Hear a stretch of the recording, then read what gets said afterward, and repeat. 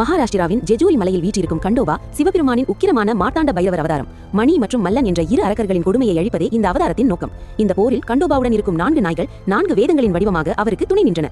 மகாவிஷ்ணுவின் மோகினி அம்சமான மகால்சாதேவி திம்மண்ண செட்டியாரின் மகளாக பிறந்து போர்க்களத்தில் சிவபெருமானின் சரிபாதியாக நின்று அதர்மத்தை வீழ்த்த உதவினார்.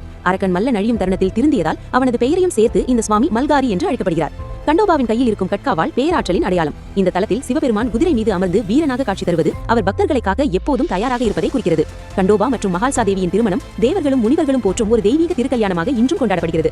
போரில் வென்ற பிறகு அரக்கர்கள் கேட்ட வரத்தின்படி இக்கோவில் அமைந்துள்ள மலை புனிதமான மணிச்சூல் மலையாக மாறியது.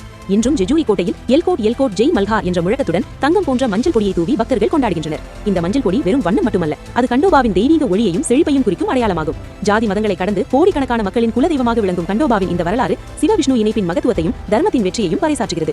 இது போன்ற இன்னும் பல அறியப்படாத ஆன்மீக ரகசியங்களையும் புராண வரலாறுகளையும் தெரிந்து கொள்ள மறக்காம நம்ம சேனலுக்கு சப்ஸ்கிரைப் பண்ணுங்க. அடுத்த வீடியோவில் சந்திப்போம்.